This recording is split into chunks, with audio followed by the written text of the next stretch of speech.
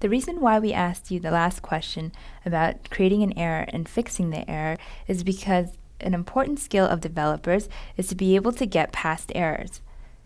There's no developer who writes code perfectly the first time. If you think about it, like the whole Google search product was not written in one day perfectly. It was a lot of iteration over many years, and it continues to be. So regardless of whether you're a new developer or you're an experienced developer, in order to get to the end goal, it's not exactly a straight path.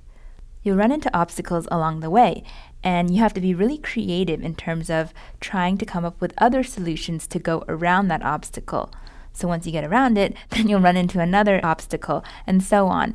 And you just always want to keep thinking of ways to get around that obstacle. And eventually, after a lot of work, you finally find the path to the goal.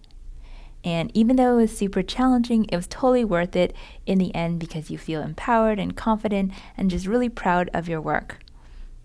So the really good developers know how to rebound from an error and continue with their work. So here are some habits and strategies that they use to debug or fix their errors. First, they read the error message. When you're writing a document in Google Docs, for example, if there's any misspellings, then it will tell you with a red underline. Similarly, in Android Studio, if you have typed XML incorrectly, then it will have a red squiggly underline or it will be highlighted in red. Also, in this bar on the side here, it will show you the message if you hover over the red bar. In our XML visualizer, there's also helpful error messages. So if I create an error, like removing this quotation mark, it will tell me that there's an uneven number of quotes and that I need to fix it. Sometimes it also tells you the line number that the problem is on. The line numbers are on the left-hand side here. So on line 6, we know that there's a problem. This helps narrow down the problem space instead of having to read through all your code and trying to figure out what the problem is. If you still don't understand the error message, try to identify words that you do understand and the words that you don't understand. You can always Google search for the words you don't understand. Or you can just copy the whole error message and paste that into a Google search. The other technique is to use working code samples and compare it to what you have to try to figure out what went wrong. We've already given you some code to look at in the last few videos, and another good resource is the Common Android Views cheat sheet that will provide you.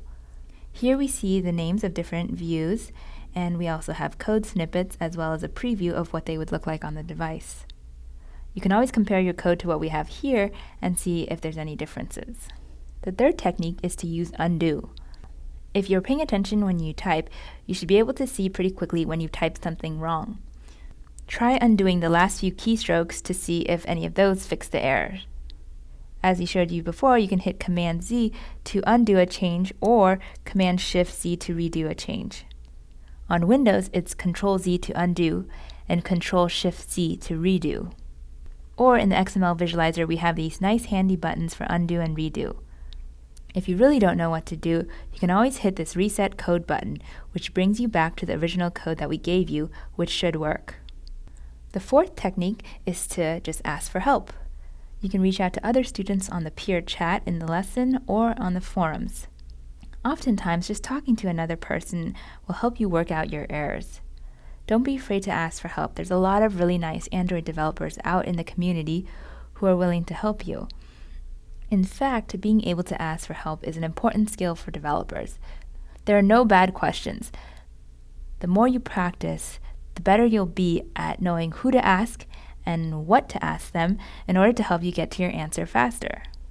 You can also take a screenshot of the work that you're doing, whether it's on the phone or in the XML visualizer, and share that along with the code on the forums or in chat so that people know the context in which you're asking. Check out the instructor notes for more details. Okay, so here's a chance for you to practice some of those techniques. I have some code here that has errors. If you click on the link below, it'll bring you to the XML visualizer with this code already populated in there. There's a bunch of error messages, so I want you to try to read them and try to resolve the errors. Then come back and describe at least 2 problems that you saw. For extra credit, tell me if you discovered all 4 problems.